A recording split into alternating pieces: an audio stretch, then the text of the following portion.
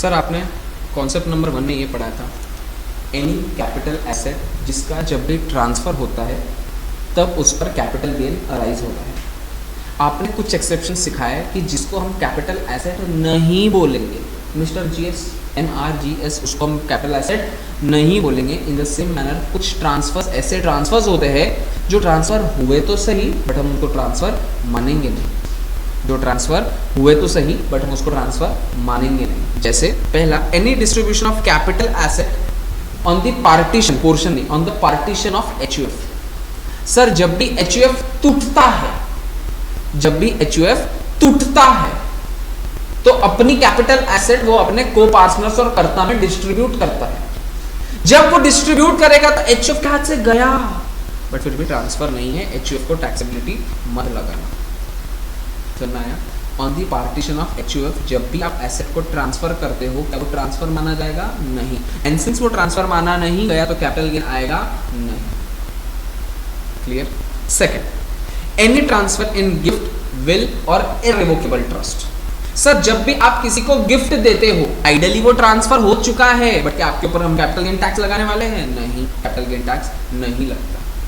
उल्टा अगर मैंने 50,000 से ज़्यादा का गिफ्ट दे दिया और सामने वाले का रिलेटिव नहीं हो तो इनकम फ्रॉम अदर सोर्सेस में सामने वाले को टैक्स भरने को आएगा। याद करो, करेक्ट? तो जब भी आप किसी को गिफ्ट देते हो या विल में तुमको मिलता है उस पर टैक्स नहीं लगता है। सोचो ना, अगर ऐसा हो गया तो तुम्हारे दद्दू ने मरने के बाद में विल के अंदर तुम्हारे बापू का नाम लिखा था, तुम्हारे बापू ने मरने के बाद में तुम्हारे नाम पर लिखा था, तुम मरने के बाद में वो चीज़ तुम्हारे बच्चे के नाम पर जाएगी। एक ही एसेट पर कितने बार टैक्स देते जाओगे? लॉजिक समझ रहा है? क्योंकि हर बार ट्रांसफर हो रहा है। पहले उसका ओनर दद्दू थे, अब उसका ओनर पप्पा आ गए, अब उसके ओनर पप्पा थे, अब उसके ओनर तुम हो गए। तुम्हारे जाने के बाद में वो एसेट के ओनर तुम नहीं बचे, तुम्हारा बच्चा बचा, तुम्हारे बच्चे का तुम्हारा बच्चा बचा।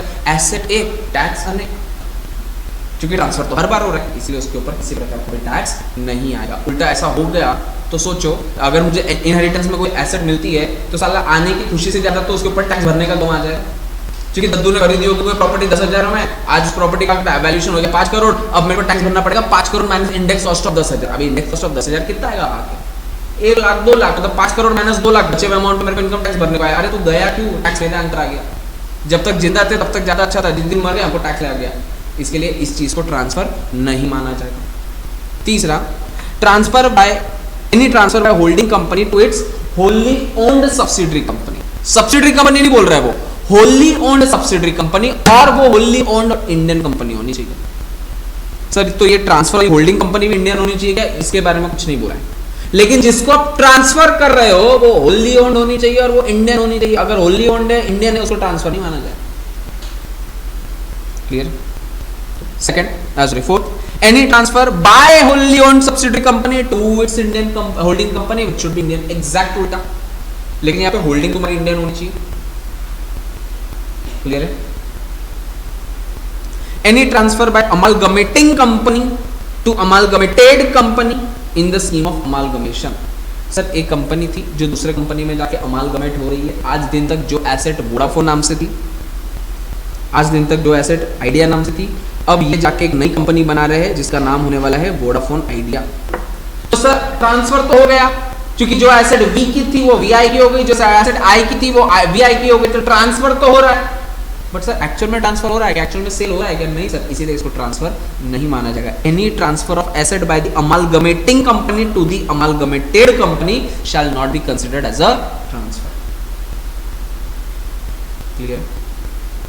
सेम डीमर्जर, इसका उल्टा करो। सर जो एसेट वी आई की थी वो या तो आई में कन्वर्ट हो गई या तो वी में कन्वर्ट हो गई, इसमें भी ट्रांसफर नहीं माना जाएगा। इसके बाद में any transfer of share by share holder in such amalgamation but that company should be Indian company. Sir जब भी कोई अमालगमेट कंपनी हो रही है, कंपनी अमालगमेटिंग जा रही है, दूसरे कंपनी में मर्ज हो रही है, तो मेरे शेयर्स तो जा रहे हैं। मेरे अभी तक वोडाफोन के जो शेयर्स थे जिसके ऊपर शेयर्स के ऊपर वोडाफोन लिखा था वो शेयर्स आपने ले लिया, नए शेयर्स आपने वीआई के नाम पर दे दिया। और इसमें मेरी क्या गलती? जब तुम सारे अमालगमेट कर रहे हो तो तुमको टैक्स माफ है, तो मेरे से क्यों टैक्स ले रहे हो? तो अगर कंपनी को टैक्स नहीं लग रहा है तो आपको भी टैक्स नहीं लगेगा।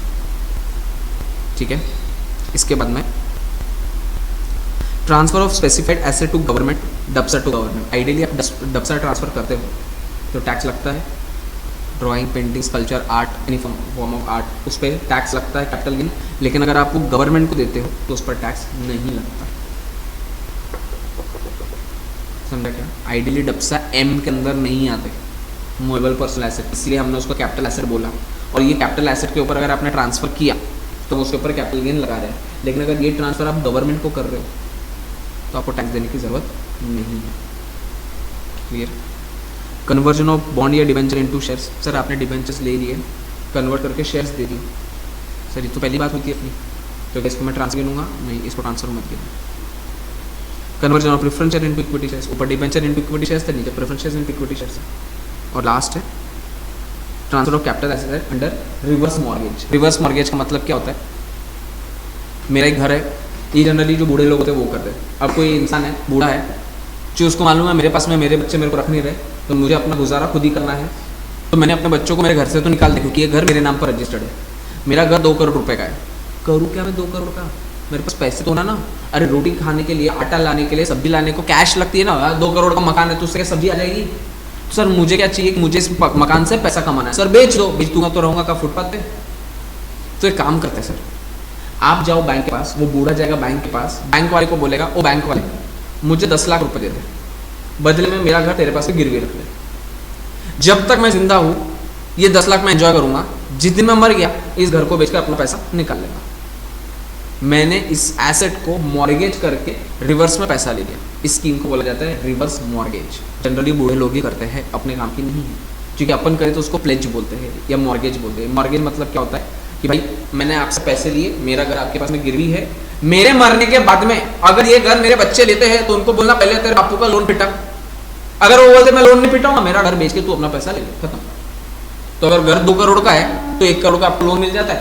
बैंक वाला भी शांति में बैठा है, क्योंकि 50% की सिक्योरिटी ऑलरेडी उसके पास में। 1 करोड़ का लोन देके एसेट 2 करोड़ की है, तो वो टेंशन ही नहीं है। बूढ़ा रिलैक्स में है कि घर है, वैसे मेरे बच्चे मेरे को रख नहीं रहे, कल जाके मैं मर भी गया तो कम से कम करोड़ रुपए लेकर तो मरूंगा, और मेरे पीछे को टेंशन नहीं, मेरा घर तुम्हारे पास में गिरवी है, तुम इसको बेचकर अपना पैसा ले लेना।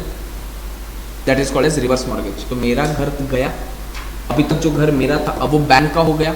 Ideally it should be a transfer, but under section 47 it is not a transfer. कुछ समझाएगा? ये कुछ सर्टेन केसेस है जिसको आप ट्रांसफर नहीं गिनोगे।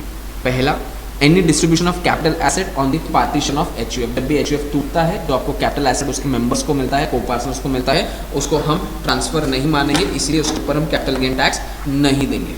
Second, any transfer in the case of gift और विल, इसमें नहीं आएगा। Transfer by holding company to its subsidiary, to its wholly owned subsidiary, but that should be India. Exact उल्टा, any transfer by subsidiary company to its holding company which should be Indian, उसको भी transfer हम नहीं गिनेंगे। Any transfer by amalgamating company to the amalgamated company shall not be a transfer. उल्टा, any transfer of asset by demerger company to its demerged company shall not be a transfer. Any transfer of share by a shareholder of an amalgamating company in order to receive an exchange of amalgamated company के shares is not a transfer. Any transfer of DAPSA, ideally it's a transfer, but if given to the government it is not a transfer. Conversion of bonds or debenture into shares is not a transfer. Conversion of preference shares into shares is not a transfer. And last, transfer of capital asset under reverse mortgage is also not a transfer. सही है यहाँ पर? कोई problem है? Cost generation index पढ़ते आ जाएगा, chart कैसे पढ़ते हो नोट पढ़ के दो मेरे को एक बार। फर्स्ट ये बोल रहा है CII not applicable for bond और डिबेंचर्स। ये इसको ऐसा बोला कर दो, इसको 2 कर दो और इसको 3 कर दो। जो भी बॉन्ड्स और डिबेंचर्स होते हैं ना, अच्छा बॉन्ड्स और डिबेंचर्स के लिए मेरे को एक बात बताओ, पीरियड ऑफ होल्डिंग इससे ज़्यादा होनी चाहिए अगर लॉन्ग टर्म कैपिटल गेन करना तो बॉन्ड्स और डिबेंचर्स के लिए लिस्टेड 12 पक्का या 24? हाँ लिस्टेड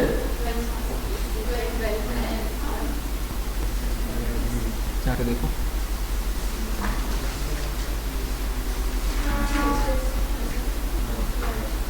तो कैटेगरी 2 में कौन कौन से दो है? ठीक है, तो आइडियली बॉन्ड्स और डिबेंचर्स पर किसी प्रकार का भी आपको इंडेक्सेशन नहीं मिलता है। Shares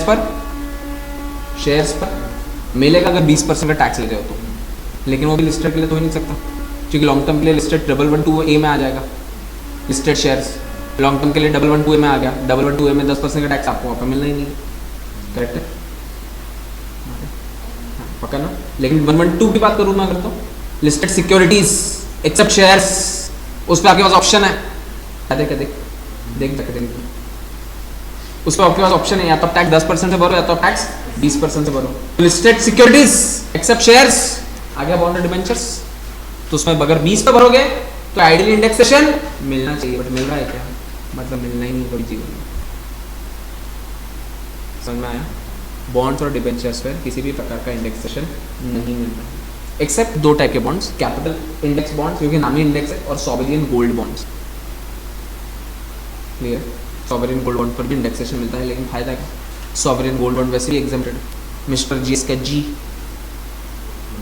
gold bond sovereign gold bonds वैसे भी एग्जेम्प्टेड है। सेकंड पॉइंट, जब भी कोई डेप्रिशिएबल एसेट रहेगी, डेप्रिशिएबल एसेट का इंडेक्स हो सकती है। सर मैंने 4 साल पहले जो आईपैड 17,000 का खरीदा था, आज उसके वैल्यू 90,000 हो गया, पॉसिबल ही नहीं है ना। अरे आईपैड खरीदा, टेक्नोलॉजी है, एसेट है, बट वो कैपिटल एसेट भी होगा, बट डेप्रिशिएबल एसेट है ना। डेप्रिशिएबल एसेट डेप्रिशिएट होता है, इंडेक्स किसको बोलते हैं, जब आपकी वैल्यू अप्रिशिएट होती है। तो डेप्रिशिएबल एसेट वगैरह ऊपर कभी इंडेक्सेशन का बेनिफिट मिलेगा क्या आपको? ऑब्वियसली नहीं, किसी हल नहीं मिल सकता आपको। इसी और एक पॉइंट, जब भी आपकी एसेट डेप्रिशिएबल एसेट होती है, मेरे को एक बात बताओ, अगर मेरी मशीनरी या मेरा आईपैड है, क्या मेरा आईपैड कैपिटल एसेट है? सर कैपिटल एसेट नहीं, asset use by SSC whether in business और not is capital asset, movable नहीं है, पर्सनल नहीं है, मैं यूज कर रहा हूँ धंधे के लिए, मैं एसेट यूज कर रहा हूँ, ये मुझे अगर बेचना है तो इसका पीरियड ऑफ होल्डिंग क्या आएगा अगर long term short term calculate करना है?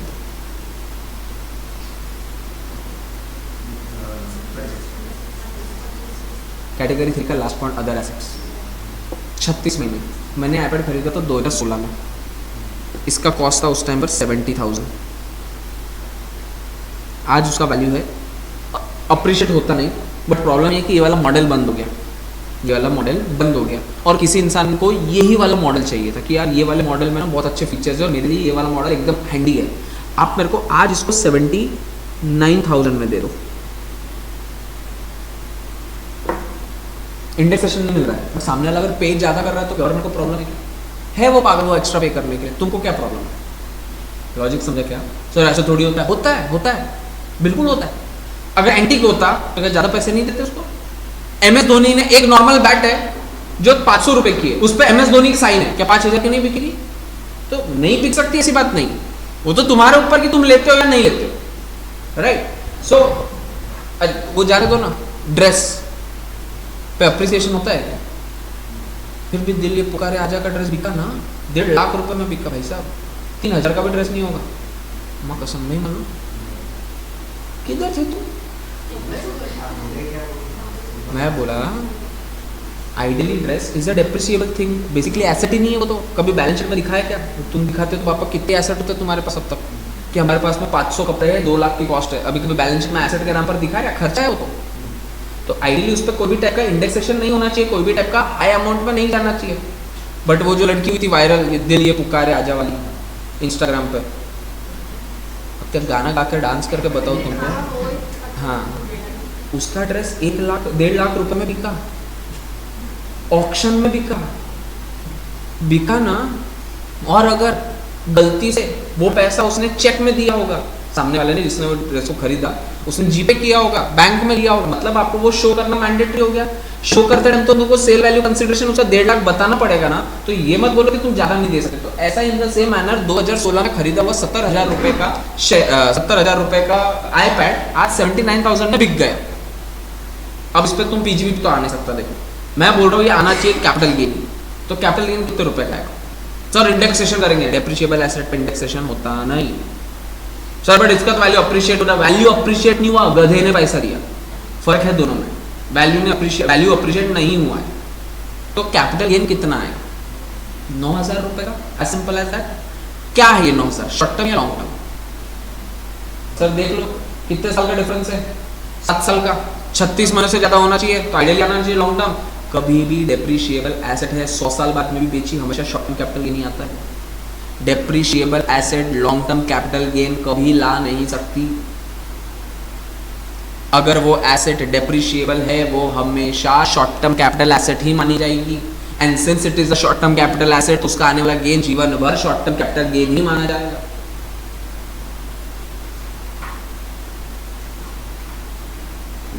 क्लियर है? Indexation not applicable to long term capital gains under section 112A if STT is paid. मालूम है, पिछले तो 10% पे टैक्स ले रहे थे हम, क्योंकि इंडेक्सेशन नहीं देने वाले थे अपने को।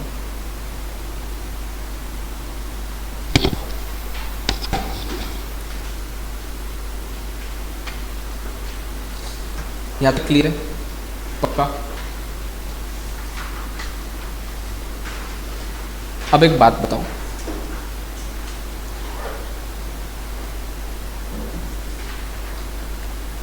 दो 2005 में मेरे दादाजी ने एक एसेट खरीदी, जो एसेट मुझे या मेरे पापा को मिली 2015 में, इन गिफ्ट, इन विल, कुछ भी हो सकता है। तो ये एसेट आ गई बापू के पास में। इस दिन जब ये एसेट खरीदी थी तब वो एसेट थी 1 लाख रुपए की। इस दिन जब गिफ्ट में दिया तो बापू से पैसा लिया होगा कि मैं तेरे को गिफ्ट दे रहा हूँ, मेरे को पैसे देना तो गिफ्ट का हुआ है। लेकिन इस टाइम पे इसका फेयर मार्केट वैल्यू ऐसे देख लिया। जैसे फॉर एग्जाम्पल आपको कोई गिफ्ट मिलता है, आपके घर में फंक्शन है, पूजा पाठ है या कुछ भी वो एक टाइप का फंक्शन है, आपको किसी ने एक चांदी की बोतल ला कर दी, ये लो चांदी की बोतल हमारी तरफ से आपको गिफ्ट है। तो उसका वैल्यूएशन कैसे सोचते हो तुम? मतलब उससे इंप्रेस होंगे या नहीं होंगे? सबसे पहले तो ये बात है। चांदी की बोतल ला कर दी, मिल्टन की बोतल लाते तो एक बार का शायद इतना नहीं होते, बट चांदी की बोतल ला कर दी, फिर क्या करते हो तुम? उठा के देखते, वजन 200 ग्राम की तो होगी, 200 ग्राम की होगी तो तुम क्या करते हो? फिर आज का मार्केट वैल्यू निकालने को देखते हो कि आज है ना 70,000 रुपये किलो की चांदी है, मतलब 70,000 रुपये किलो, तो 700 रुपया ग्राम, 700 रुपया 70 रुपये ग्राम, 70 रुपये ग्राम, 70,000 रुपया पर किलो, 1000 ग्राम, 0000 70 रुपीज़ पर ग्राम। जब उठा के देखी तब ये मुझे लगा ये 200 ग्राम की है। ग्राम तो देख सकते हैं ना कितना है, हाँ, तो कितने रुपए की हुई है? 7 2 14, आगे के 3 0, मतलब हमने देखा कि ओ भाई 14,000 की बोतल दिया, मतलब भले ही तुमको मिली फोकट में, लेकिन अंदर का मारवाड़ी बाहर आया ना ये कैलकुलेशन करने के लिए कि मिले कितने रुपए। इन द सेम मैनर ये जो दादाजी ने ऐसे खरीदी थी जो उस टाइम पर 1 लाख रुपए की थी और 2015 में बापू को दे दिया कि तू रख ले, तेरे पास में रख ले। उस दिन मेरे बापू ने देखा, क्या बात कर रहे हो, मेरा बापू का बाप का जोरदार आदमी है यार, अपने को एसेट मिली, उसका आज का वैल्यू है 70 लाख रुपए का। मजा आ गया बापू को, 70 लाख का फ्री में मिल गया ना। अभी तक वो बापू के पास में थी, बापू के पास में, मतलब दद्दू के पास में थी, मालूम आगे पीछे अपनी होने वाली है, लेकिन आज दद्दू ने सामने से दे दी। और आज जब सामने से दे दी, अब मैं इसका मालिक हूँ, अब मैं इसको यूज करूँ, इसको बेचूँ, इसको जला के फेंक दूँ, यह एसेट मेरे ऊपर है, मेरे को जो करना है मैं इसका कुछ भी कर सकता हूँ, मैं इस चीज़ का मालिक हूँ, इसका रियल ओनर हूँ। तो किया कुछ नहीं, लेकिन 2023 में बापू ने सोचा कि यार अब इसकी वैल्यू जो है, आज की वैल्यू, फेयर मार्केट वैल्यू, ये हो गई है 3 करोड़। अब बापू सोच रहा है यार ये 3 करोड़ रुपए ले लेता हूँ और कहीं दूसरी जगह इन्वेस्ट कर लेता हूँ। ये जो जमीन है थोड़े गांव के बाहर है, 3 करोड़ 3 करोड़ में एसेट बेचकर गांव के नजदीक की जमीन लेता हूँ, छोटी आएगी लेकिन गांव के अंदर की तो आएगी, कल इसका वैल्यूएशन ज्यादा बढ़ेगा। ऐसा करने के लिए बापू ने इसको बेचा। अब जब बापू इसको बेचने गया, अब सुनना मैटर क्या आने वाला है। अब बापू जब इस एसेट को बेचने गया तब बापू ने निकालने वाला है इस पे कैपिटल गेन। बापू कैलकुलेट करने वाला है सेल कंसिडरेशन। सेल कंसिडरेशन कितना मिल रहा है मेरे को? 3 करोड़ माइनस एक्सपेंसेस, सपोज कुछ नहीं है तो मेरा नेट कंसिडरेशन आया 3 crore, minus cost of acquisition या index cost of acquisition, cost of acquisition या index cost of acquisition, index cost of acquisition. But of course ऐसा क्या कि सर लैंड थी, अब लैंड के लिए कितना साल होता है भाई? पक्का? तो 24 से ज़्यादा है, पक्का गिन रही है अभी, 24 से ज़्यादा है, 2 साल से ज़्यादा है, तो minus index cost of acquisition. Index cost of acquisition में ओ सर कॉस्ट क्या लो, 2 है मेरे पास, 1 लाख भी है और 70 लाख भी है, सर 70 लाख लेंगे ना, अरे 70 लाख लेंगे लेकिन मैंने खरीदी थोड़ी 70 लाख। सर 1 लाख लेंगे ना, अरे लेकिन एसेट तो मेरे को ऑलरेडी 70 लाख पे टाइम पे मिली थी। क्यों? ओके हाँ, ट्रांसफर नहीं इसलिए तो मैंने यहाँ पर टैक्स नहीं भरा। अगर ट्रांसफर होता तो मेरे को यहीं पे टैक्स भरने का होता, मेरे को नहीं, दद्दू को, क्योंकि उन्होंने ट्रांसफर किया। अगर यहाँ ट्रांसफर गिनते गिफ्ट के टाइम पर, तो दद्दू ने ट्रांसफर कर लिया तो उनको टैक्स आ जाता। तो टैक्स नहीं आया, लेकिन अब कॉस्ट ऑफ एक्विजिशन क्या है, अटक गए बराबर। क्योंकि कॉस्ट ऑफ एक्विजिशन कहाँ से लेना पड़ेगा आपको, सॉरी इंडेक्सेशन कहाँ से मिलेगा आपको, कॉस्ट ऑफ एक्विजिशन से। आइडियली आपकी कॉस्ट ऑफ एक्विजिशन है 70 lakh, but you have not paid anything. इसी के लिए गवर्नमेंट बोलता है, एक केस लॉ है, मैंने तुमको फर्स्ट डे पर भी बोला था, एक फेमस केस लॉ है Manjula J Shah versus CIT, Bombay high court का केस है। मंजुला जे शाह केस में बोला गया आइडियली आपकी कॉस्ट ये नहीं रहेगी, आपकी cost to the previous owner रहेगी। आपकी कॉस्ट क्या रहेगी, cost to the previous owner रहेगी। Cost to the previous owner कितना था, 1 लाख रुपए, तो आपको इंडेक्सेशन भी 1 लाख आएगा। सर ऐसा क्यों, क्योंकि अगर मैं यहां पर सेल मान लिया होता तो यहां पे दद्दू को कैपिटल गेन भरने को आता। अगर दद्दू ने इस पे कैपिटल गेन भर लिया होता तो वो इसका इंडेक्सेशन करके यहां तक का टैक्स कर लिए होते, तो यहां से यहां तक का टैक्स ऑलरेडी पे हो चुका होता। तो अब जब मैं टैक्स पे करता तो मुझे इतनी ही अमाउंट का करना पड़ता। बट सिंस दद्दू ने टैक्स पे नहीं किया, क्योंकि दद्दू ने जो गिफ्ट किया उसको ट्रांसफर माना नहीं गया, तो ये मुझे यहां से लेना पड़ेगा। क्योंकि अगर मैंने यहां से यहां तक का ले लिया तो इस बीच का तो टैक्स गया ना गवर्नमेंट का। लॉजिक समझा क्या? इसलिए मंजुला जे शाह में बोला गया cost of the previous owner आपकी कॉस्ट ऑफ एक्विजिशन मानी जाएगी। और अगर उस ओनर ने आपके एफएमई तक का टैक्स गलती से भरा हुआ होगा, तब आपके एफएमई से आप उसकी कॉस्ट ले लो। हाँ, प्रीवियस ओनर, मैं अभी का ओनर हूं, मैं से पहले वाला ओनर दद्दू दद्दू दद्दू दद्दू उसका कॉस्ट क्या था एग्जैक्टली, समझा? क्योंकि यहां तक का टैक्स ही पे नहीं हुआ ना। मैं अगर यहां से ले लूंगा तो यहां तक का तो टैक्स आपने पे कर दिया, और यहां का टैक्स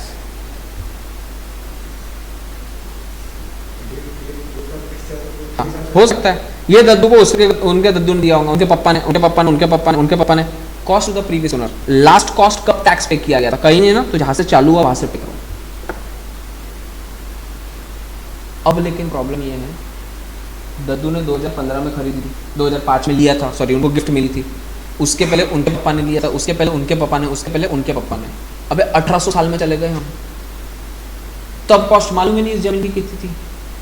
समझ आ रहा है क्या? तब की कॉस्ट मालूम ही नहीं। एग्जाम्पल कोई तुमको बोल देता है कि मैंने एक एसेट खरीदी 1978 में, मैंने क्या खरीदी एसेट 1978 में 10,000 रुपए की, और आज उसको बेचा, इंडेक्स कॉस्ट ऑफ एक्विजिशन बताओ कितना होगा उसका। 1978 में खरीदी, 10,000 रुपए की खरीदी, आज का वैल्यूएशन क्या है? सर है ही नहीं, 2001 से ही सारी कॉस्ट है। इसके लिए अगर कॉस्ट इसके पहले की होगी ना, अगर कॉस्ट इसके पहले की होगी ना, तो असेसी के पास में ऑप्शन है, या तो वो उस दिन की कॉस्ट ले सकता है, या तो वो 2001 की कॉस्ट ले सकता है, whichever is beneficial to. मतलब 1978 में इसकी कॉस्ट होगी 10,000 की, लेकिन हमारे पास में इंडेक्सेशन के रेट्स कब से, फाइनेंशियल ईयर 2001 या 2001 से 2002, 2001 से 2। इस टाइम पर इसका फेयर मार्केट वैल्यू जो थी वो था 7,000 रुपए का। कम हो गई, कम हो गई, कम वैल्यू कम होती है। वैल्यू कम कैसे होती है? पहले वहां से रोड था, बाद में वहां पे रोड ब्लॉक करके वहां पे ड्रेनेज चालू कर दिया गवर्नमेंट ने। अब ड्रेनेज वाली जमीन को खरीदेगा क्या? डंप यार्ड्स होते हैं। अब तुमको कोई बोलेगा डंप यार्ड वाली जमीन खरीदो, सारा जो भी गाड़ी वाला आया घर से कचरा निकाल, वो कचरा जाता का है, पूरे अमरावती का कचरा जाता का है, जला देते, कहाँ जल देखा कभी जलते हो तुमने? ये सब कुछ जाता है डंप यार्ड में। तो डंप यार्ड भी तो जमीन है। पहले डंप यार्ड नहीं होता था तब वैल्यू अच्छी थी, अब डंप यार्ड हो गया तो वैल्यू गिर गई जमीन की। लॉजिक समझ में आया क्या? तो उसकी वैल्यू आज के हिसाब से 2001-2 के हिसाब से 7,000 थी, लेकिन मैंने खरीदी कितने की थी? 10,000 की। अब मैं जब इंडेक्स कॉस्ट ऑफ एक्विजिशन करूंगा तो मैंने कौन सी अमाउंट लेनी चाहिए, जो मैंने खरीदी वो या 1-2 की? तो यहाँ पे गवर्नमेंट बोलता है जो आपको बेनिफिशियल लगे वो ले लो। बट ऑफकोर्स मुझे बेनिफिशियल कौन सी लगी? 10,000, क्योंकि जितना इंडेक्स ज़्यादा करूंगा उतना कॉस्ट ज़्यादा होगी, जितनी कॉस्ट ज़्यादा होगी उतना सेल कंसिडरेशन में से माइनस ज़्यादा होगा, जितना कॉस्ट माइनस ज़्यादा होगा टैक्स कम भरने को है। 7 को इंडेक्स करूँ तो इतना फूलेगा, लेकिन 10 को इंडेक्स करूँ तो इतना फूलेगा कॉस्ट, तो मेरा तो फायदा उसमें ना। समझ में आया क्या? लेकिन ये कॉस्ट कौन सी हुई? As per a book called रेकनॉनर। एक बुक होती है जिसका नाम होता है रेडी रेकनॉनर, बोलते बोलते नाक से बोलना पड़ता है, रेडी रेकनॉनर। ये बुक में हर प्लॉट, हर जमीन की कीमत होती है। इवन तुम्हें अगर तुम्हारे घर की कीमत देखना है तो बुक लेकर आ जाओ, बाजार में मिलती है, आई गेस ऑनलाइन भी मिलती होगी। हर सीए के ऑफिस में तुमको वो बुक मिलेगी। प्रैक्टिसिंग मेरे ऑफिस में बताना, मेरे पास में नहीं है, प्रैक्टिस नहीं करता। कोई भी सीए के ऑफिस में जाना, वहाँ पे रेडी रेकनॉनर मिल जाएगी। उसमें तुम्हारा प्लॉट नंबर, एक सर्वे नंबर होता है 21/8। अभी हर बीएमसी वालों ने घर में लाल थप्पे लगा के रखे हैं तुम्हारे, वो तुम्हारा सर्वे नंबर है। वो सर्वे नंबर उसमें सर्च करो, उसका इस फाइनेंशियल ईयर का वैल्यू तुमको पता पड़ जाएगा एज पर गवर्नमेंट। सुना आएगा? As per government. अब रेट्स भी 2 होते हैं, वो बुक हो गया, वो रेट हो गया एज पर रेडी रेकनॉनर, मतलब वो इसके ऊपर बात करेगा 7000। बट इसके अलावा एक और वैल्यूएशन होता है जो गवर्नमेंट बोलता है कि बुक के हिसाब से भले ठीक है। बुक कैलकुलेट कैसे करता है सर? बुक को कंप्यूटर कैलकुलेट करके देता है। वो एक लगाता है इन्फ्लेशन इंडेक्स कि हर 6% से बढ़ा दो, 4% से बढ़ा दो। बट इसके अलावा भी अदर फैक्टर्स होते हैं जिससे प्रॉपर्टी के भाव बढ़ते हैं। एग्जाम्पल, रेडी रेकनॉनर के हिसाब से ये जमीन का भाव सपोज 10 लाख होगा, लेकिन उसको ये नहीं पता कि इसके बाजू में रेलवे स्टेशन है, तो गवर्नमेंट इसको 10,000 में मानेगी क्या? गवर्नमेंट बोलेगी नहीं, इसका भाव है कम से कम 1,10,000 रुपये। ये जो 1,10,000 रुपये है ना, इसको बोला जाता है स्टैंप ड्यूटी वैल्यू। क्या बोला जाता है? Stamp duty value. इसीलिए रेडी रेकनॉनर के रेट्स मेरे को कोई लेना देना नहीं, मेरे को एसडीबी से लेना देना होता है इन कैपिटल गेन्स। सर ये अभी बीच का कॉन्सेप्ट लाया कहाँ से? मेरा इतना बोलना है कि अगर आपने कोई एसेट 2001-2 के पहले खरीदी होती तो आप कॉस्ट क्या लेते? उस दिन का रेट, परचेज प्राइस आपका, या फिर 2001-2 का rate, whichever is more beneficial to the SSC, but that beneficial amount should not exceed SDB. इस केस में मैं क्या लेने जा रहा हूँ? 10,000। एसडीबी के अंदर है ना, मैं ले सकता हूँ, कोई प्रॉब्लम नहीं। लेकिन अगर गलती से स्टैंप ड्यूटी वैल्यू मेरे को 6,000 बोलता या 9,000 बोलता तो मैं मैक्सिमम 9,000 ही ले पाता। आइडियली 7 और 10 में से 10,000 जीत गया, बट 10,000 कंपेयर होगा एसडीबी के साथ 9,000, तो मैं 9,000 ही ले पाता। तो स्टैंप ड्यूटी वैल्यू का एक्सीड आप नहीं कर सकते at any point of time. समझा क्या ये लॉजिक?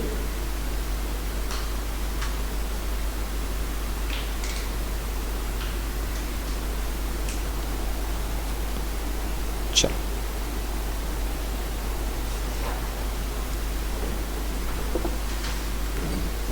तो देखो, cost to the previous owner Manjula Jay Shah versus CIT. मेरा एक घर था जो यहाँ पर गिफ्ट में चला गया और फाइनली मैंने इस टाइम पर इसको सेल किया।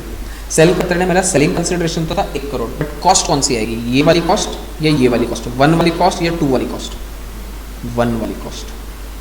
ये एरो कर देना कि कॉस्ट कौन सी आएगी? Cost to the previous owner, तो ये वाली कॉस्ट आएगी मेरी। Second, in the scheme of amalgamation, the market value of the shares of amalgamated company will be considered at its cost. Sir मेरे पास में वोडाफोन कंपनी के शेयर्स थे जो मैंने 10,000 में खरीदे थे। बाद में ये कंपनी कन्वर्ट होके वीआई में कन्वर्ट हो गई। जब वीआई में कन्वर्ट हुई तो मुझे इतने अमाउंट ऑफ शेयर्स मिले जो वीआई के अमाउंट बनती है 15,000 रुपये की। सर टैक्स दे दो ना। टैक्स अभी बोला था अमालगमेटिंग कंपनी से अमालगमेटेड में गए तो ट्रांसफर नहीं माना जाएगा, तो टैक्स नहीं आएगा। लेकिन सपोज 5 साल बाद में मैंने इस कंपनी के शेयर्स को सेल कर दिया। सेल क्या किया मैंने? सेल कर दिया। तो इस टाइम पर जो भी मेरा सेल कंसिडरेशन होगा माइनस कॉस्ट करना पड़ेगा। कॉस्ट कौन सा करूँगा? 10,000 या 15,000? 10,000। सर मेरे को लेकिन 15 के मिले थे। यहाँ तक का टैक्स कौन पे करेगा फिर? सर मैं आया क्या?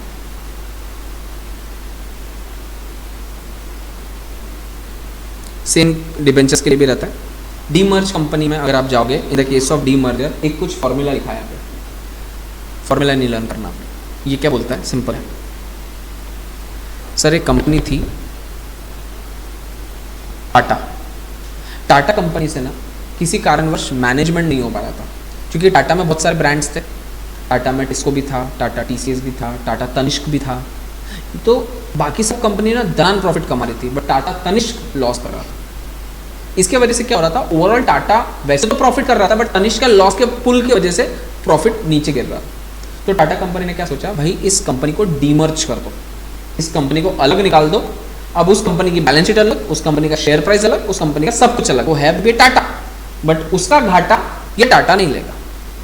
तो इसने टाटा कंपनी ने अपने आप को डीमर्ज कर दिया। एग्जाम्पल टाटा बैलेंस और टाटा तनिष्क। मैंने जो कंपनी के शेयर्स खरीदे थे ना, वो टाटा कंपनी के खरीदे थे। डीमर्ज होने के पहले मैंने खरीदे थे शेयर्स 1 लाख रुपए के। क्लियर?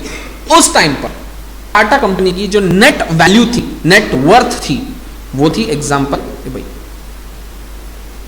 नेटवर्थ जी, वो थी उसका नेटवर्थ था 5 करोड़ रुपए का। अब मेरे पैसे नहीं है, टाटा कंपनी के पैसे।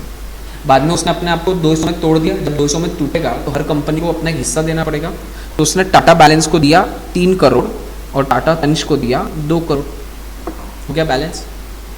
करेक्ट। मेरे पास में जो शेयर्स आए वो आए टाटा बैलेंस वाले। आपके पास में ऑप्शन है आपको कौन सी कंपनी के शेयर्स लेना है। आपको तनिष्क के साथ जाना, तनिष्क के साथ जाओ। आपको बैलेंस के साथ जाना, बैलेंस के साथ जाओ। तो मुझे टाटा बैलेंस वाले शेयर्स लिए, मैंने दोनों ऑप्ट किया। मेरे को दोनों इसी 1 लाख रुपए के इसको मेरे को 2 अमाउंट तोड़ कर दो। तो मुझे टाटा बैलेंस वाले जो शेयर्स मिले उसको मैंने सेल किया 70,000 रुपये में। सॉरी 1 लाख के शेयर्स है ना, हाँ 70,000 रुपये में सेल किया। अब माइनस इसको मैं कॉस्ट करने जाऊँगा तो कॉस्ट में 1 लाख तो ले नहीं सकता, क्योंकि 1 लाख के पूरे शेयर टाटा बैलेंस वाले नहीं है। तो मैं कॉस्ट कैसे लूँ फिर से?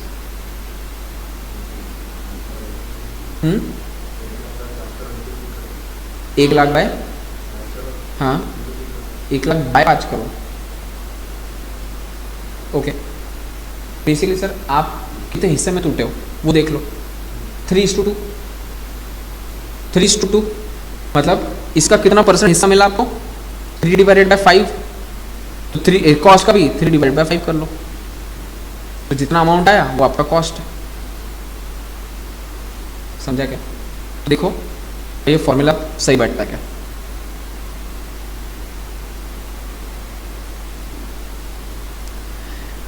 Net book value of the assets transferred, किसको ट्रांसफर किया हमने? टाटा बैलेंस वाले को, मतलब जो अपना था 3 करोड़।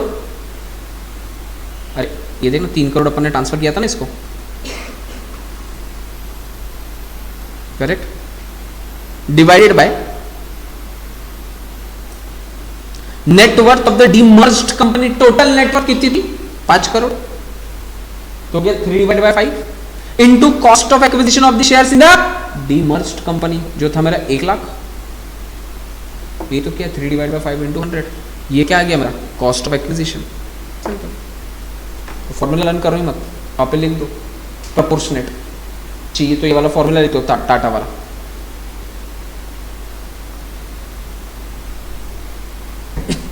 फॉर्मूला लर्न मत करना, बड़ा सिंपल है। जितने प्रोपोर्शन में आपके कंपनी ने 2 हिस्सों में तोड़ा है, अपने कॉस्ट को भी उसी हिस्सों में तोड़ दो। वो आपको हो गया कॉस्ट ऑफ एक्विजिशन या index cost of acquisition. Indexation आएगा नहीं उसमें, कॉस्ट ऑफ एक्विजिशन आएगा, क्योंकि टाटा कंपनी की बात किया मैंने। तो ये तो लिस्टेड शेयर्स हो गए, लिस्टेड शेयर्स हो गए। 112 में आ गए, 112 में आ गए, 10% आ गया, 10% आ गया, 1 लाख तक माफ है और इंडेक्सेशन का बेनिफिट नहीं। समझा क्या?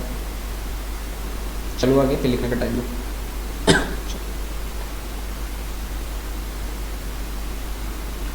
अब cost of acquisition of goodwill क्या होता है? जैसे आपने किसी की गुडविल खरीदी होगी, आपने हल्दीराम वाले को खरीदा, उसके total assets minus total liability से 10 लाख रुपए के, आपने उसको दिए 13 लाख रुपए। सर जब नेट आपको एसेट मिल गए 13, नेट एसेट मतलब asset minus liability, net asset जब आपको 13 लाख के मिले, 10 लाख के मिले, तो अगव होकर आपने उसको 13 लाख के ले लिए।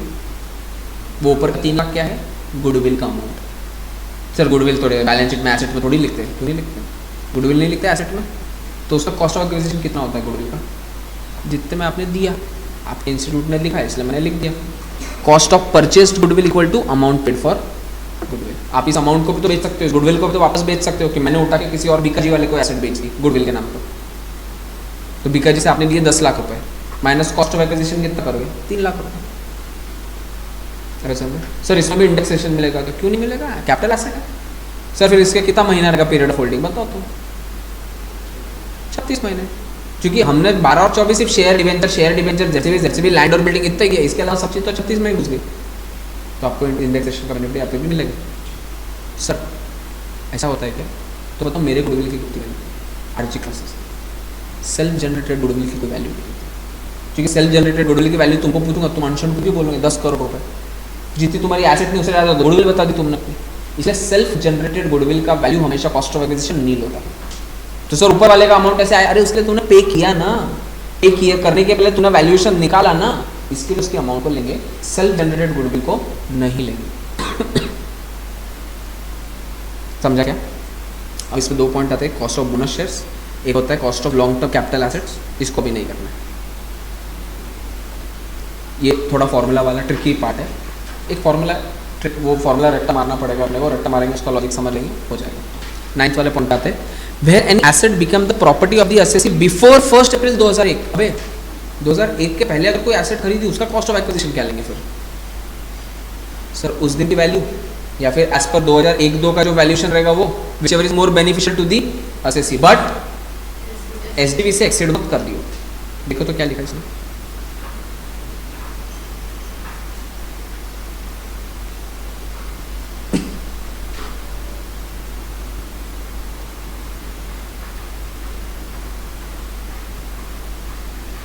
है क्या भाई?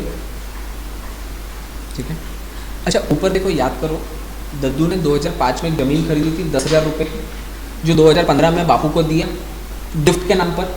उस दिन उसका फेयर मार्केट वैल्यू कितना था? 70 लाख रुपीज़ का। चल ले तो ऊपर 2 मिनट के लिए,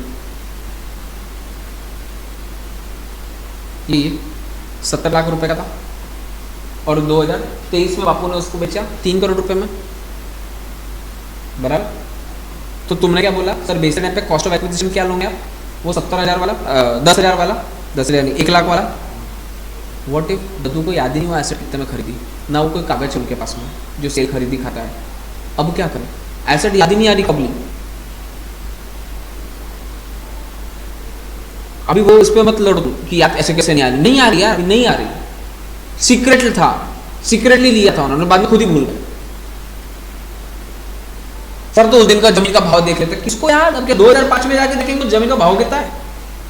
ऐसे टाइम पर ये देखा जाएगा आपको कब मिली, 2015 में, तब कितनी अमाउंट थी? 70 लाख, वो एसेट लगे कॉस्टली। अब नहीं चाहिए तो क्या करें?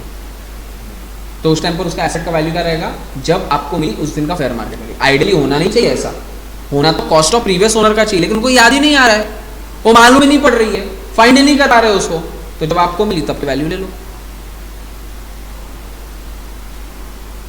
समझा?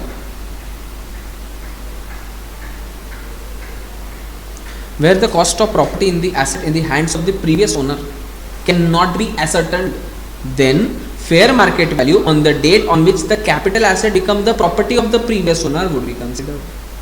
जिस दिन आपको वो मिली उसी को कंसिडर किया जाएगा, और ऑप्शन क्लियर है? पक्का?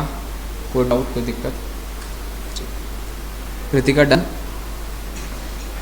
Next concept, computation of capital gain in case of depreciable asset. Sir एक बात हमको पता है, कैपिटल गेन आने कौन सा वाला है? शॉर्ट टर्म, क्योंकि डेप्रिशिएबल एसेट बोला तो आना तो शॉर्ट टर्म में। लेकिन अब इसमें देखो होता कैसे। सर मेरे पास में ना एक asset, 2 asset, 3 asset, 4 asset, 5 asset, ये 5 एसेट्स थी। हर एसेट का वैल्यू 10,000 रुपये का था, इसलिए ये टोटल ब्लॉक ऑफ एसेट मेरा कितने रुपए का था? कॉस्ट। अब कोई बावला पगला दीवाना मेरे पास में आता है और मेरे को बोलता है ये ब्लॉक ऑफ एसेट आप मुझे 70,000 रुपये में दे दो, या तो पूरा ब्लॉक ऑफ एसेट 70 में दे दो, या तो एक एसेट 70 में दे दो। 10,000 की चीज़ को 70,000 में ले ले। मैंने उसको दे दिया, या तो पूरी एसेट दे दिया या तो एक एसेट दे दिया। इन बोथ दी केसेस मेरा ब्लॉक खत्म हो गया, क्योंकि उसकी कॉस्ट को मैं एक्सीड कर गया, मतलब प्रॉफिट आ गया, ये कंफर्म हो गया। अब सिंस प्रॉफिट आ गया तो ये एसेट की कॉस्ट अब कोई बची क्या? Therefore 20,000 will be my short term capital gain. क्योंकि वैल्यू बढ़ गई ना, जितनी कीमत नहीं उससे ज़्यादा की मूल्य मिल गई मेरे को। तो सर लेकिन बाकी एसेट तो बचना, बाकी एसेट का कॉस्ट बचाओ, बताओगे क्या बुक्स में? सर 10,000, काय के 10,000 बचाओगे? सारी एसेट लेकर गया ना वो तुमसे, फिर अब क्या बचाया तुम्हें? सर अगर उसने एक एसेट लिया तो मैंने बोला ब्लॉक ऑफ एसेट। अगर एक एसेट इंडिविजुअली लेकर गया है तो ठीक है, लेकिन अगर एक एसेट के साथ पूरा ब्लॉक लेकर गया तो तुम्हारा पूरा ब्लॉक किया, तो बात तुम्हारी खत्म हो गई। जब वैल्यू ज्यादा मिली और कॉस्ट कम थी तो ब्लॉक खत्म हो गया, देयरफॉर STCG। सर सिर्फ आपने CG लिखना था, ST या LT वो तो हम डिसाइड करेंगे, तुम नहीं कर सकते कभी decide. Since it is a depreciable asset it will always be STCG होंगे। सर केस 2, इस चीज का उसने सेल कंसिडरेशन जो दिया वो दिया 20,000 रुपए, उत्ते 50,000 का भाव 20,000 ही देते। अब ये पूछो क्या सारी एसेट्स गई? हाँ सर, लेकर तो वो सारी गए। तो जब सारी एसेट्स लेकर गया तो तुम्हारे बुक्स में कोई एसेट बची क्या? तुम्हारे बुक में था कितने का अमाउंट? 50,000, गई कितने में? 20,000, ऊपर का 30,000 क्या हुआ सर? वो आपका हो गया short term capital loss. Sir case 2, 20,000 से लेकर गया लेकिन तीन ही एसेट्स लेकर गया, 3 एसेट्स 20,000 में लेकर गया, मतलब कॉस्ट थी 30,000 की, लेकर 20,000 में गया, तो 10,000 का तो आपका capital short term capital loss हो गया। ऊपर की 2 एसेट्स अभी भी आपके पास में बची हुई है, इसके ऊपर उसका कॉस्ट कैसे रिकॉग्नाइज करोगे? उसका WDV देख लो, आज की WDV 10,000 की है, अगले साल की WDV कम हो सकती है, उसके अगले साल और कम हो जाएगी। सर कम क्यों हो रही है? टॉपिक है डेप्रिशिएबल एसेट का। तो अगर तुम्हारा ब्लॉक खत्म हो गया तो short term capital loss, block अभी भी एग्जिस्ट करता है तो जो एसेट बची है उसको WDV पर रिकॉग्नाइज कर लो। सर वैल्यू कम मिली, कॉस्ट ज्यादा थी, क्या सारी एसेट सस्ते में बेच दी? ओ तेरी, शॉर्ट टर्म कैपिटल लॉस है, गेन नहीं, शॉर्ट टर्म कैपिटल लॉस है। कुछ एसेट्स अभी भी बची है तो cost minus value of sale, that will be your WDV।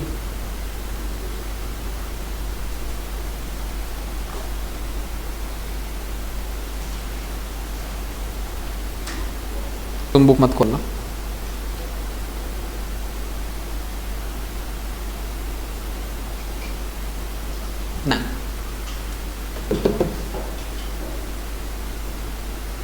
नहीं, एक मिनट क्लियर हो गया।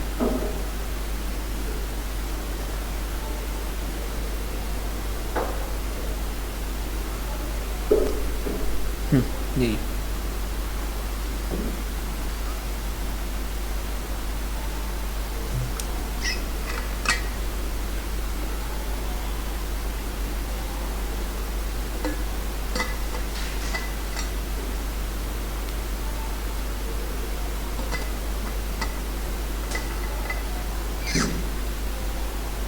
होमवर्क कर लो, होमवर्क कर लो। यहाँ पे करोगे तो आधे लोग करेंगे, आधे लोग करेंगे नहीं। होमवर्क करो। इलस्ट्रेशन नंबर 9, ठीक है।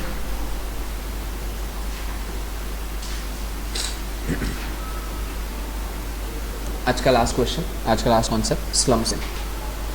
ये हो गया, कैपिटल गेन ऑलमोस्ट खत्म हो गया एक्सेप्ट सेक्शन 54 का सीरीज।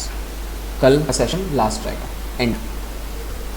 अब स्लम सेल, ऊपर में बैंक स्पॉट दिया हुआ है तुमको, उसमें लिखना sometimes assets are not sold individually. Sometimes assets are not sold individually but are sold in lump sum.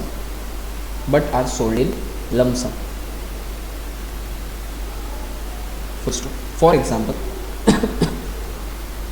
a sick factory, sick बीमार, SICK, a sick factory is out for sale. It will have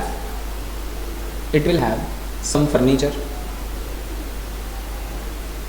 some machinery, some spare parts, some computers,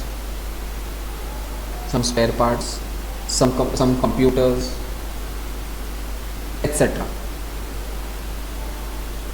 at different values.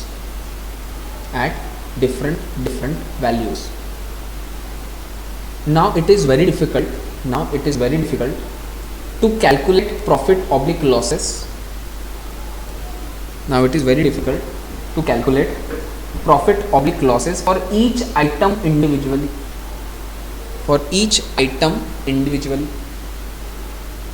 So the owner of the factory says,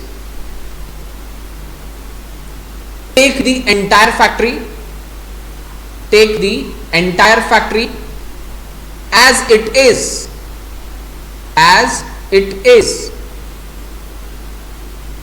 in XYZ rupees. Full stop. Such type of sale is called slump sale.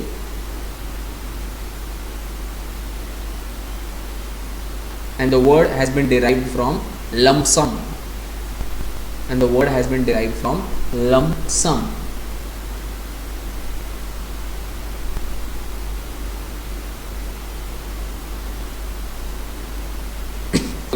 बस करो, समझ में आ गया? तो कोई चीज lump sum में बेच दिया ना, इसलिए उसका नाम होता है स्लम्प सेल।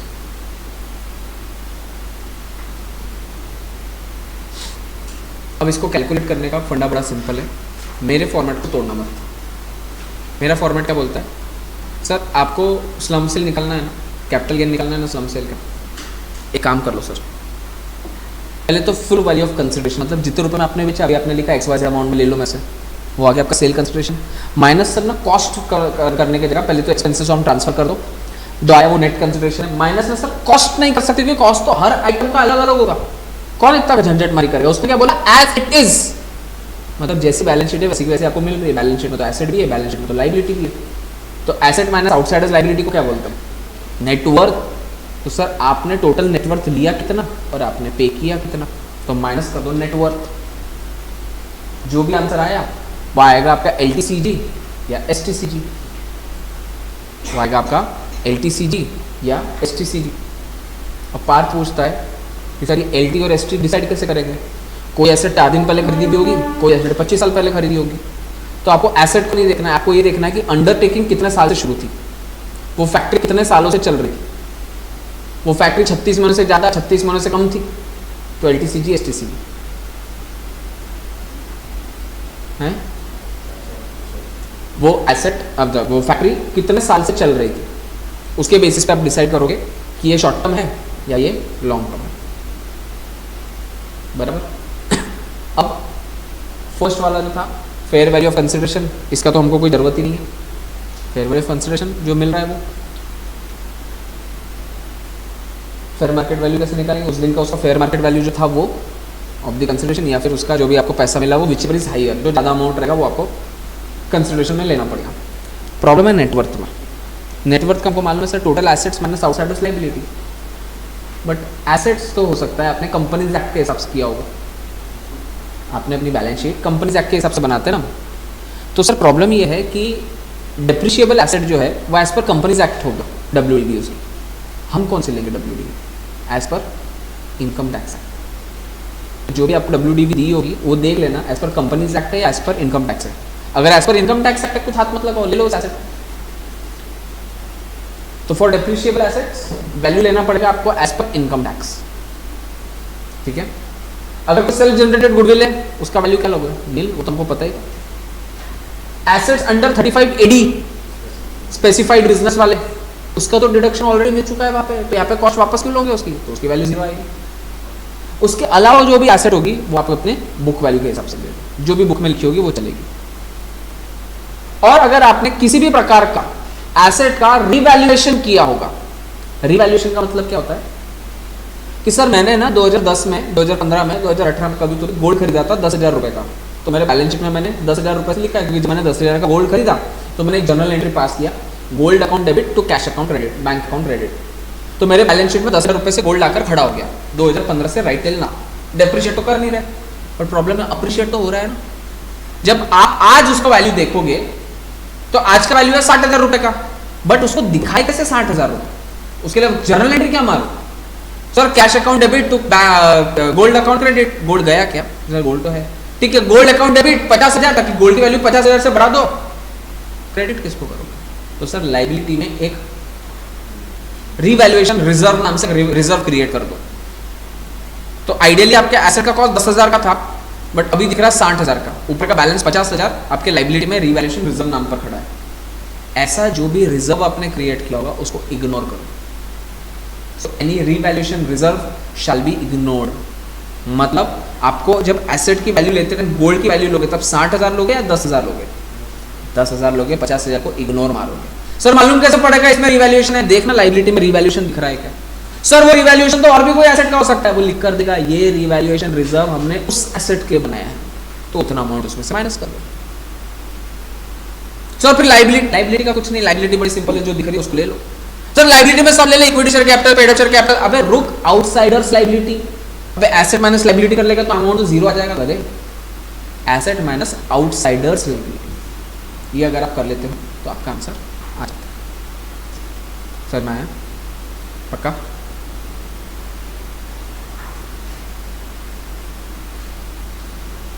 चलो ये देखते हैं। Mister A is a proprietor of Akash enterprises having 2 units, मतलब भाई ये आकाश नाम की कंपनी है जिसमें 2 यूनिट है, यूनिट 1 और unit 2। He transferred on 1 April 2022 his unit 1, अच्छा 2 नहीं बेचा, सिर्फ यूनिट 1 बेचा है वो, by way of slump sale for the total consideration of 25 lakh. मतलब मेरा सेल वैल्यू क्या आने वाला है पता नहीं, डायरेक्ट बोल दिया उसने sale value. The fair market value the fair market value of capital asset on first on of unit 1 on 1/4/22 is 30 lakh. तो मेरे को क्या लेना पड़ेगा? विच एवर इज हाइयर, मतलब 30 lakh. Unit 1 was started in 2005-06, ये पंचायती का ले दिया उसने। सर लॉन्ग टर्म है कि शॉर्ट टर्म है, डिपेंड करता है आपने चालू कब किया था, 5-6 में बहुत टाइम हो गया। The expenses incurred for the transfer है 28,000, इसका क्या करूंगा? सर ऊपर के 30 लाख में से 28,000 माइनस कर दो, तो आगे net consideration. His balance sheet is as under, assets unit 1 unit 2 total, building 12 और 2, मेरे को कौन सा ट्रांसफर करना है? यूनिट 1, तो बिल्डिंग का अमाउंट कितना? 12 लाख, ठीक है देखते हैं, अभी के लिए तो 12 लाख है। Machinery 3 lakh, debtor 1 lakh, other asset 1.5 lakh. चलो भाई यूनिट 2 को देखो क्या यूनिट 2 को डन। दोस्तों लाइबिलिटी हमेशा नीचे से शुरू करने का। ट्रेड क्रेडिटर्स, अच्छा इसने यूनिट 1 2 अलग अलग नहीं दिए तो बोल दिया 25% यूनिट 1 के, सन का कार्य ट्रेड क्रेडिटर टोटल 1.5 लाख के, यूनिट 1 से लेना देना ना को, यूनिट 1 के कितने? 25% के, ठीक है। ऊपर लिखा है उसने बैंक लोन 2 लाख का लिया, उसमें से 70% यूनिट 1 का था, ये भी मिल गया। Revaluation reserve for the building of unit 1 3 lakh रुपए, अच्छा जी, मतलब बिल्डिंग कितने की थी? 9 लाख की थी, क्योंकि 3 लाख तो रिवैल्यूएशन क्रिएट किया हुआ है। अच्छा, other information, revaluation reserve is created by revising upward the value of building of unit 1, मालूम है हमको 3 लाख से बढ़ाया उसने। No individual value of asset is considered in the transfer deed, obviously individual value consider कर ही नहीं सकता, आपने खुद ने बोला slump sale. Other assets of unit 1 includes patent acquired on 1/7/20 for 50,000 on which no depreciation has been charge. गलत हो गया ना सर, इसकी अदर एसेट में जो अमाउंट है वो बुक वैल्यू है, डेप्रिशिएबल एसेट हमारे को कौन से वैल्यू पे लेना पड़ेगा? WDV, मतलब WDV निकालना पड़ेगा। समझ में आया क्या? उसने क्या बोला? Other assets of unit 1 includes, मतलब 1.5 लाख में से 2 हिस्से हुए, एक आया पेटेंट 50,000 का और बैलेंस आया 1 लाख का, तो बैलेंस 1 लाख में तो कोई लोचा नहीं है, ये जो 50,000 है 50,000 नहीं होना चाहिए सर, इसको डेप्रिशिएट करके आज की वैल्यू WDV निकालनी पड़ेगी। समझ में आया?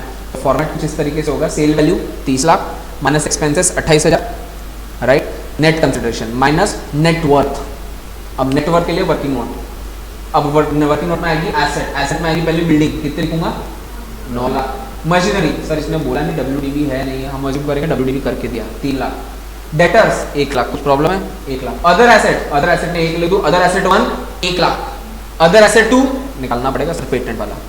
Total assets minus liabilities, trade creditors 1.5 lakh का 25% 37,500 माइनस बैंक लोन 2 लाख का 70% 1,40,000। बस जो आंसर आया वो तुम्हारा नेटवर्थ है। ऊपर जो नेट कंसिडरेशन आया था उसमें से नेटवर्थ हटा दो, बैलेंस जो बचा वो तुम्हारा कैपिटल गेन। अब कैपिटल गेन शॉर्ट टर्म है कि लॉन्ग टर्म है? अभी देखा 5-6 में चालू किया था उसने, तो कैपिटल गेन क्या रहेगा? Long term. करके दो मेरे को आंसर, फाइनल आंसर कंप्यूट करके दो।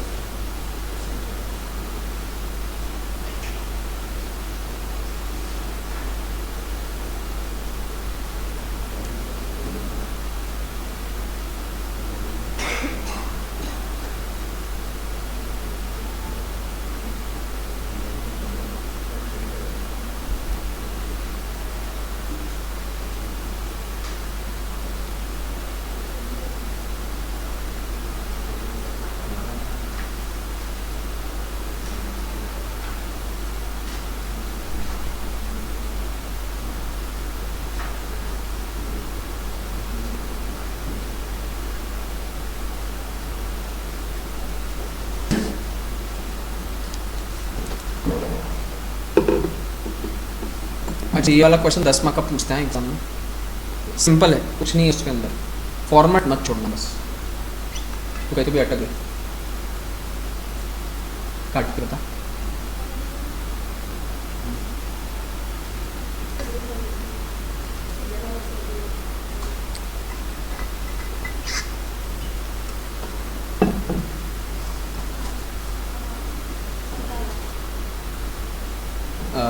फाइनल राउंड फिगर है पूरा ये कल।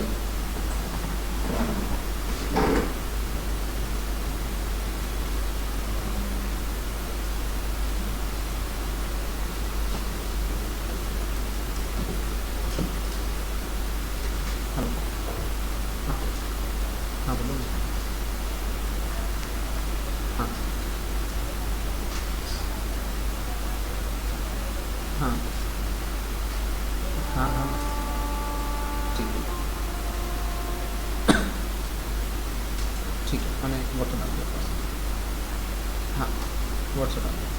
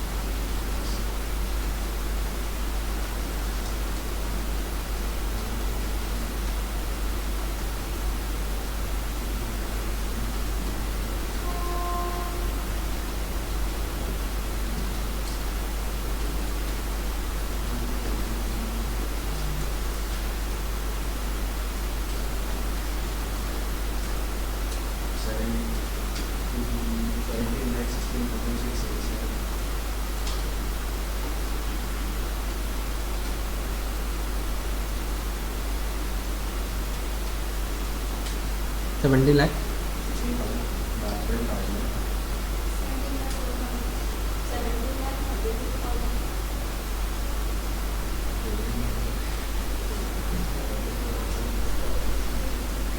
फिर फुल वैल्यू ऑफ कंसिडरेशन कितना लिया? हाँ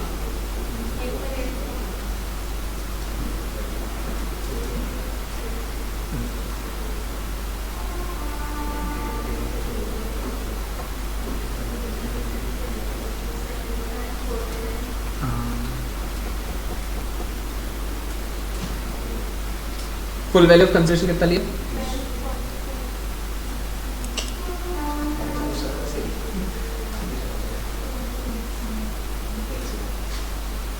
बोलो बोलो। हाँ 30 30 lakh minus expenses 28,000, net consideration 29 lakh 72,000 minus network. Network के लिए पहले लिया बिल्डिंग कितने लिया? 9 लाख। फिर क्या लिया? मशीनरी 3 लाख। फिर क्या लिया? डेटर्स 1 लाख। फिर क्या लिया? वो अदर असेट्स 1 लाख। और क्या लिया? पेटेंट्स कितना लिया? कितना? कब लिया था? एक साथ 2020 आधा साल। अक्टूबर के बाद लेता तो आधा आता, जुलाई लिया तो 50,000 माइनस 25%, पेटेंट्स पे 25% इंटू माइनस 25%। तो आज की कॉस्ट कितनी है उसकी? ये तो 21 की कॉस्ट है। फिर वापस माइनस करो 25%, तो कितनी बची? 28,125 रुपये। तो पेटेंट की अमाउंट कितनी है? 28,125 रुपये। ठीक है, तो उसके बाद में लेस क्रेडिटर्स कितने? 37,500 माइनस बैंक लोन 1,40,000। तो नेटवर्क कितने है? सही नेटवर्क कंप्यूट कर दो।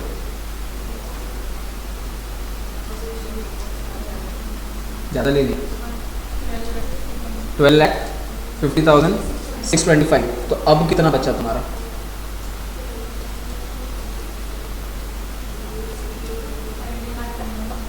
कितना?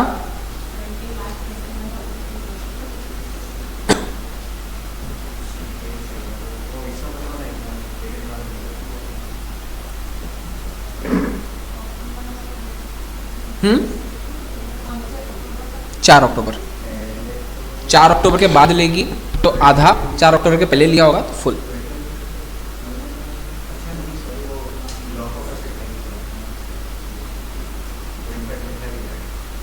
हाँ। अच्छा नहीं, ठीक है, रुक जाना, बता रहा हूँ। डन, समझा? एक और क्वेश्चन दूँ?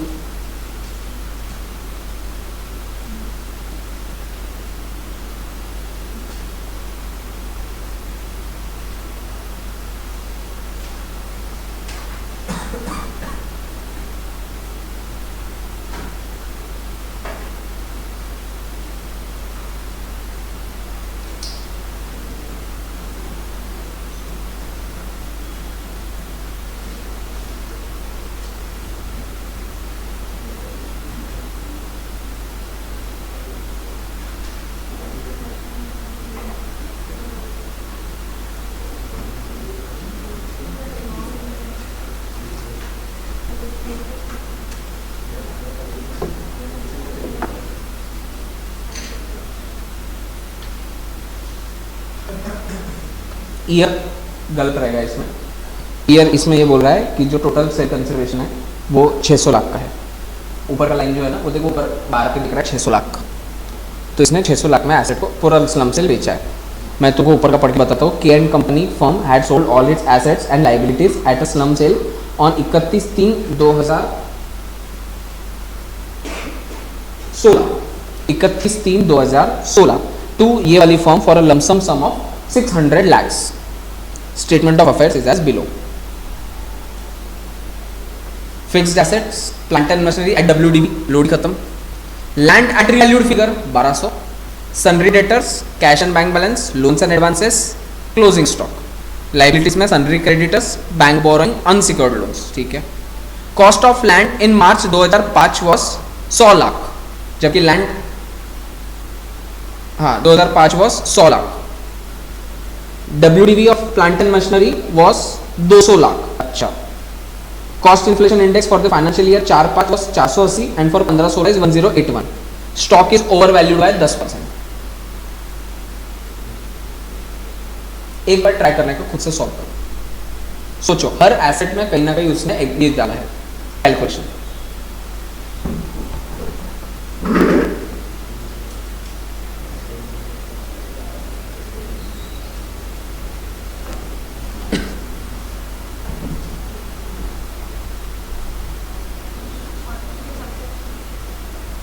नहीं, वो WDV अमाउंट है, मतलब जो इनकम टैक्स का WDV है।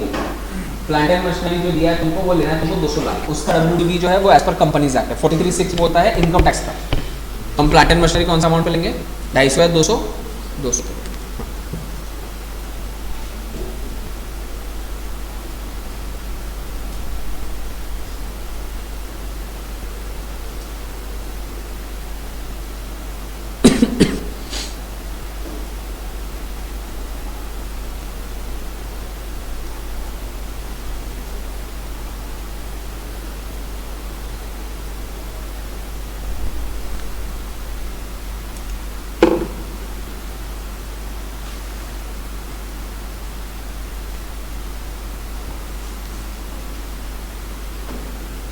140 थोड़ी क्लोज है, काफ़ी क्लोज है। नेटवर्थ कितना है तेरा? एक मिनट रुक। हाँ, नेटवर्थ कितना है तेरा?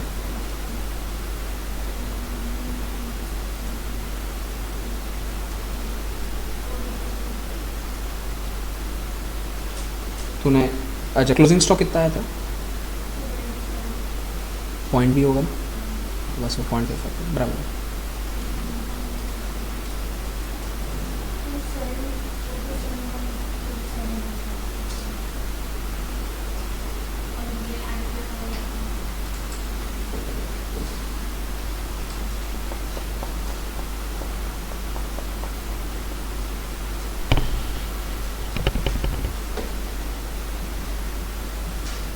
बड़ा सिंपल है, फॉर्मेट को छोड़ना, फॉर्मेट को छोड़े नहीं तो आंसर आ जाता।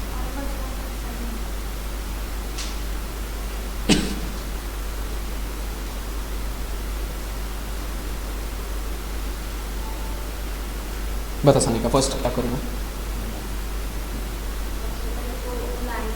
नहीं नहीं, सबसे फर्स्ट सेल का, सेल सबसे पहले कितना आया? 616 माइनस एक्सपेंसेस है क्या? नेट कंसिडरेशन कितना आया? Net consideration 616 minus net worth. Net worth के लिए नीचे आया। नेटवर्थ में पहले एसेट लेने का है। एसेट में पहले एसेट क्या लिया? प्लांट एंड मशीनरी, बट क्या अमाउंट पे लूँगा? 200। ठीक है। सेकंड है लैंड, एट रिवैल्यूड फिगर है 1200, जबकि एक्चुअल अमाउंट कितनी है? 100। तो कितनी लूँगा? सर इस पर एप्रिसिएशन ये भी तो करेंगे इंडेक्सेशन, लैंड पर कुछ नहीं होता। लैंड कॉस्ट प्राइस पे लेना है 100 लाख। लैंड कितनी लिया मैंने? 100 पे। सन्ड्री डेटर्स कितने पे लेना है?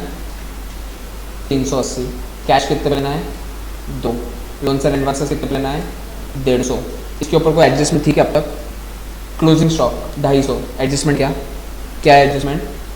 सर ओवर वैल्यूड है 10% से।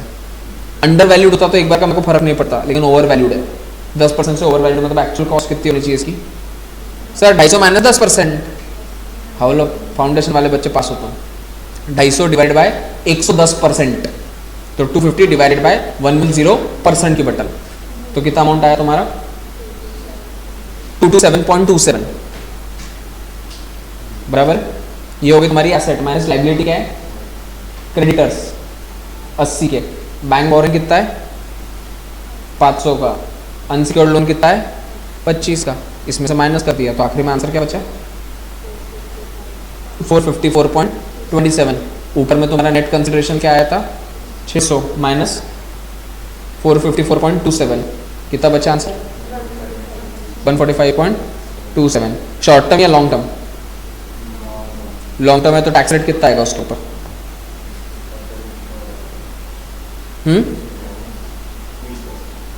20%। श्योर? सरचार्ज भी आएगा क्या?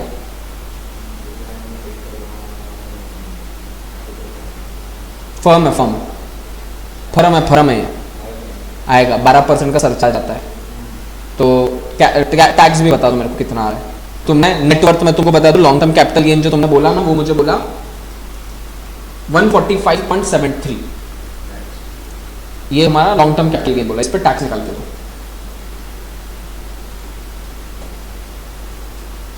तो 145.73 पे क्या करोगे? 20% जो भी आंसर आया उस पर सरचार्ज करोगे, या वो 145 पर सरचार्ज करोगे? सरचार्ज किस पे लगता है? इनकम पे या टैक्स पे? टैक्स पे। गधो लिखा हुआ तुमने अपने बुक में। सरचार्ज कितना परसेंट? 12%। याद करो 12%। 1 करोड़ से नीचे, 1 करोड़ से ऊपर, 1 करोड़ से नीचे नील, 1 करोड़ के ऊपर 12%। 12% सरचार्ज प्लस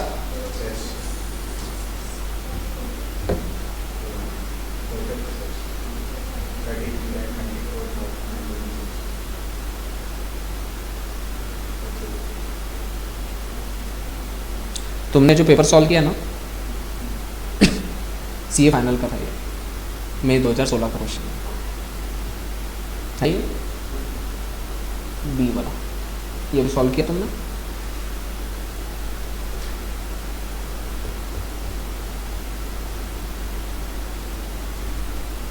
$600 लाख बोला तुमने। कॉस्ट ऑफ नेटवर्थ 454 बोला। लॉन्ग टर्म कैपिटल गेन 145 का निकाला। इनकम टैक्स 20% से किया अंडर सेक्शन 112, करेक्ट। सरचार्ज 12% से ऐड किया। पहले का सेस 3% का होता था, इसलिए सिर्फ सेस का अमाउंट तुम्हारा गलत आएगा। अभी तुमने 4 तो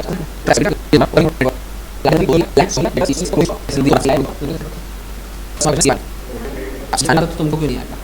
तुमको तो पहले आता है। कोई इंडेक्सेशन है ही नहीं इस चीज में। पूरे इसमें इंडेक्सेशन है ही नहीं। लिख लो आप। In slum cell there is no concept of indexation. In slum cell there is no concept of indexation. फिर भी लॉन्ग टर्म आ सकता है कैपिटल गेन। अगर अंडरटेकिंग 36 महीनों से ज़्यादा चल रही है तो long term capital gain, but indexation नहीं आएगा। In slump sale there is no concept of indexation. समझा? का कृतिका? चल कल लास्ट सेशन रहेगा कैपिटल गेन का। कैपिटल गेन खत्म हो जाएगा। कल फिजिकल आ कोशिश करती हूँ डॉक्टर के पास जाने में अभी ओके।